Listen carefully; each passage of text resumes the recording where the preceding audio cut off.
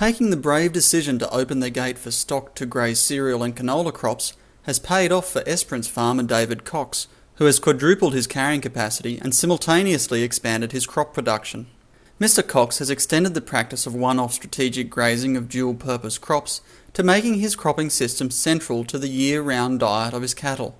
We've maintained the same number of cattle, but what we've done is just move them into a smaller area on the farm, knowing that we do and we can fall back on the cropping system. As an example, if we remove 1 tonne of dry matter per hectare from our cereal and canola crops over a 4,000 hectare cropping program, that's 4 million kilograms of dry matter that we've got available to our livestock system.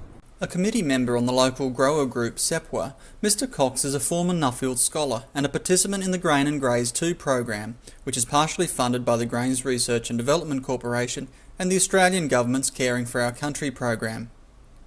In implementing the change to his farming system, Mr. Cox first charted the availability of pasture, crops and stubble to his cattle throughout the calendar year and matched his breeding program to fit. We've also changed our calving to a June calving.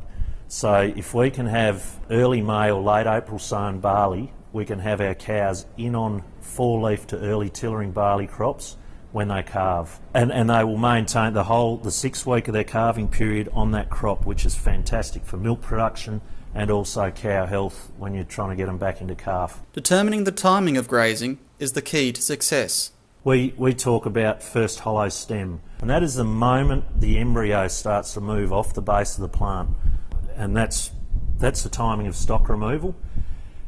Why that is so important that is in front of that embryo we've got our 3 productive leaves, and we can't damage or sacrifice those 3 productive leaves. Grazing canola, we can really manipulate flowering time on that crop. Essentially we need the stock off so the plant has time to recover from the grazing and then have the full flowering time that it requires. The changes have not just benefited the grazing side of the business, but have delivered improvements to crop management as well. We see more benefits to the cropping system. We're able to manage our canopy and our barleys for disease control. Also with our canola, we can remove the canopy, which allows us to get the chemicals down onto the weeds. We've seen increased yields on wheat and increased grain quality.